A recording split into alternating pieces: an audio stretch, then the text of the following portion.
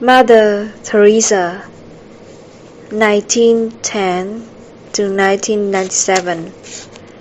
For her church, country, and much of the world, Teresa, in her humble blue and white sari, was a potent force of good who touched millions of lives and inspired millions more. She worked for and among the poorest for nearly a half-century, devoting her life to the unwanted, the unloved, the uncared for. Born Agnes Gonçalves Burjaciu in what is now Macedonia, the girl who grew to become Teresa exhibited a precocious religiosity. By age 12, she had determined to devote herself to service to God, and at 18, she left home to join the Sisters of Laredo.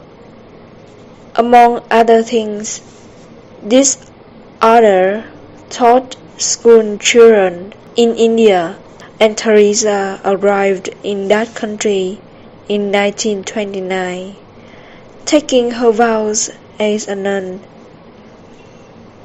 In 1931, she chose the name Teresa after Teresa de Lisieux, patron saint of missionaries. She was moved by the abject poverty she saw while working at a convent school in Calcutta, now called Kolkata, and founded her Missionaries of Charity there in 1950. A documentary and a book on her work, Something Beautiful for God, brought widespread attention and acclaim,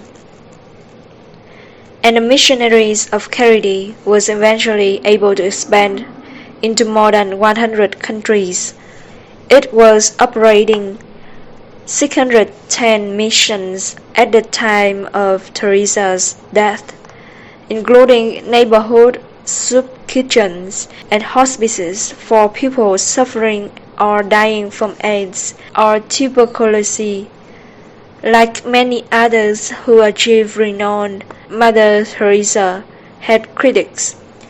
Among allegations made against her, that her acts of charity were not pure, but came attached to Roman Catholic indoctrination,